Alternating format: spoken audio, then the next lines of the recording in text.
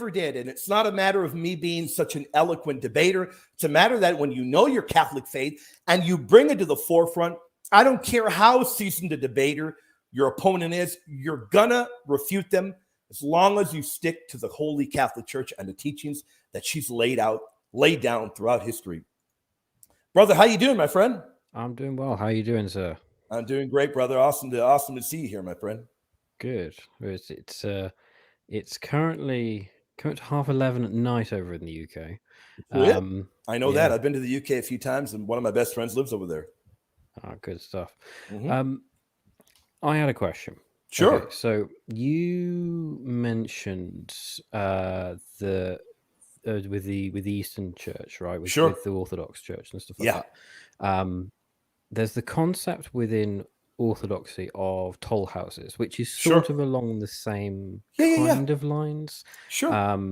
But in as far as I can recall, in the Eastern Orthodox teaching with toll houses is you have your guardian angel with you, and you essentially do battle with the demons as they try and sort of argue their case and that sort of thing. And you sort of go up and up and up, and then if you fail, you get sent to hell essentially.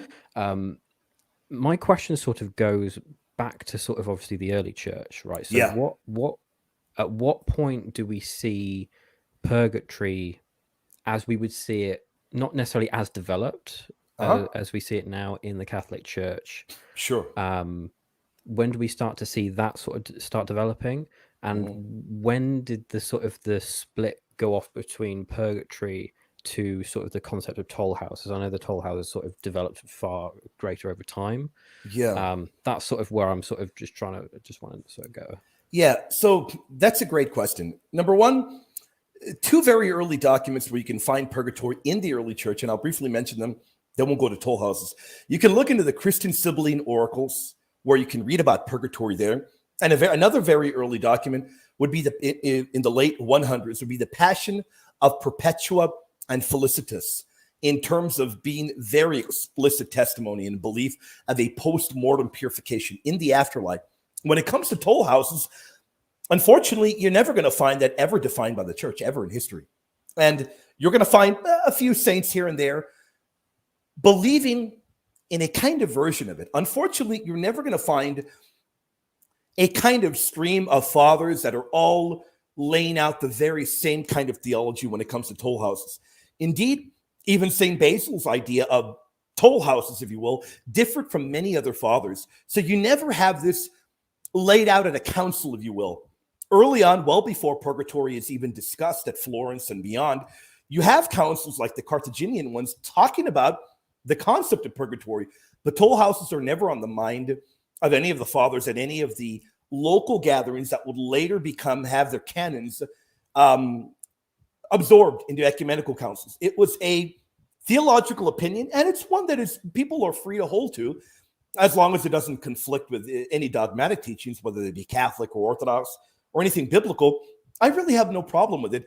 But in terms of when did it ever get dropped, it never really did, because it was never widespread belief to where you could look in the West and the East and say, hey, everybody believes in this.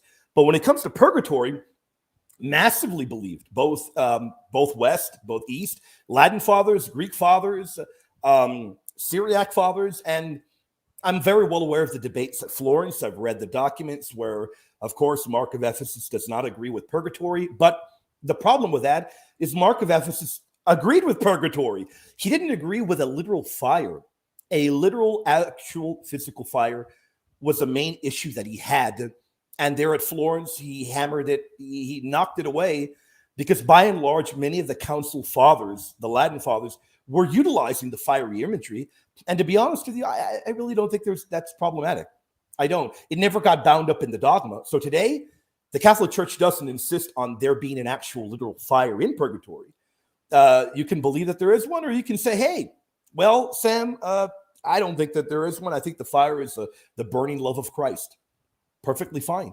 We don't insist on a literal, actual fire. But truly, I don't think this should be an area where Catholics and Orthodox should be divided. I really, truly don't. I've emphasized over and over, hey, if there are pan-Orthodox synods where the Eastern Orthodox believe in purgatory, why do they not believe in it today? I think they should. Do people still, like, just sort of the odd layman, to your knowledge, even hold to the idea of purgatory within the Orthodox Church? Sure, many do, without a doubt. You can speak to one of the top scholars on the planet, Father Kleinewerk, who, by and large, myself and him, we were going to debate the issue, but there really was not a whole lot to debate at the end, where there's a lot that is very compatible. I even argue that one of their top scholars, Father Ramsey, we debated purgatory and Pints of Aquinas, but I even argue that, hey, man, a lot of it is us talking past one another. Today, Eastern Orthodox, they affirm prayer for the dead. They affirm masses for the dead. The one area where you're going to find the disconnect is Eastern Orthodox are by and large going to deny the aspect of satisfaction.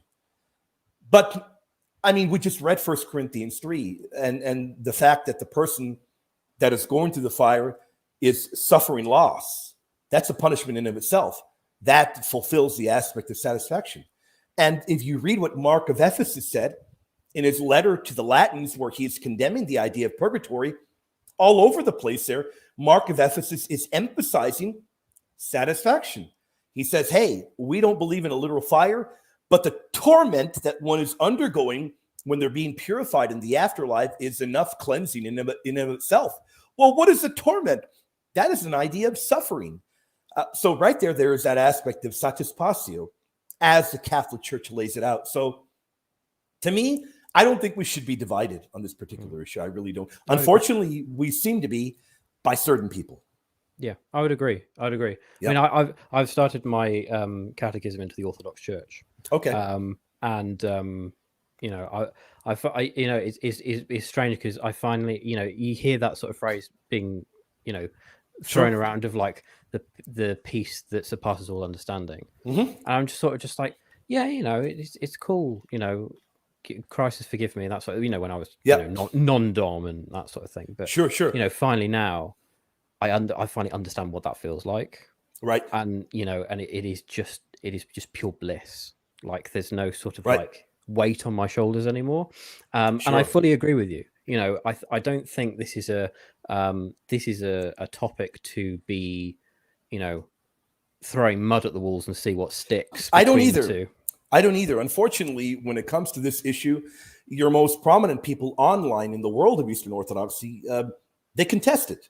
That's a problem when the real scholars on the ground, the majority of them don't. So ultimately, here's the question that I ask everybody. I know you're barely inquiring into Eastern Orthodoxy, but it's a question you're going to have to take very seriously. The question that, well, are pan-Orthodox synods, are they still valid today for Orthodox? Some will say yes, and then some will flat out tell me no. Why not? If it's a pan-Orthodox synod, they should be universal. They should be accepted. And if that is the case, well, Jerusalem was very clear in laying out the belief in purgatory. And that really is a non-negotiable for Eastern Orthodox. And of course, that's not an attack on them. That's telling them, hey, you've got your synods which affirm this belief, merely hold to them. It isn't a matter of me saying, hey, submit to the Bishop of Rome. No, submit to your own councils and your own fathers. Look, you know very well within Eastern Orthodoxy, St. Maximus the Confessor is a giant. He's a titan. He taught purgatory. I brought him up in a debate with Father Ramsey, and Father Ramsey had no response to that. Basil the Great taught purgatory. So one thing that I do as well, brother, if you look at shows I've done in debates, in fact, in my debate with Father Ramsey, I parked the bus on utilizing pure Eastern fathers to teach purgatory, to show that from the earliest of times in the East, purgatory was prevalent. You find it in Cyprian of Carthage, who is a venerated father, East and West. In his letter 51 or 55, depending on the compilation you read, he will talk about in the afterlife, a man being detained in a prison that he has to undergo a purging by fire. What he does there is he combines the Gospel of St. Matthew and the post-mortem prison with 1 Corinthians 3 and combines them both and talks about a prison where one has to undergo a purification through fire. So you've got the concept very early on. Yeah, that's good. That's you know, I love to research stuff like that. Fantastic. Absolutely. You know, I eat that stuff up for breakfast. And that's wonderful. I recommend you get firsthand book material. You know, don't my number one recommendation for everybody inquiring in any faith, whether it be Catholicism, Orthodoxy, anything. My number one recommendation is to not read a single apologetic book. Read about what do the fathers say? What do the councils say? And then, of course, later on, move into the apologetic material. But the important thing is apologetic material is going to be leaning in one way, whether it be Catholic or Orthodox. Go to the first-time material, read it for yourself, and then say, okay, well, where does this lead me? In what direction?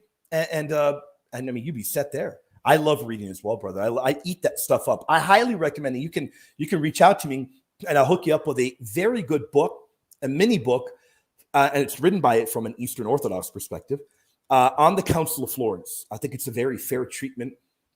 Even though I don't agree with it completely, it is a great job in how it does cover the debates in purgatory that went down there. Yeah, that'd be great. Yeah, I'd love that. It's a great book. I've got one final question for you. Go ahead, brother.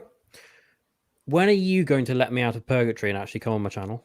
Brother, I'll be there next week. I promise you, brother. I can't do next week. Did you reach out to me? I can't do next week. Okay, yeah, it'll be the week of the 17th, I believe. I'll get back to you. I promise, brother. I'm so sorry. I've been incredibly busy with doing a ton of what stuff. What happened last time? Because you came. I think I was. Yeah, I was crazy stuck in traffic, and then I got so delayed, and I think I ended up. What did I had a show in the evening? I don't even remember, brother. But I guarantee you, it's fine. It's all good. I will get back to you. We'll do something that week. Promise you, Great brother. Stuff. All right. God bless you, brother. God bless you, brother. Love you, brother. You take care, my friend. You too.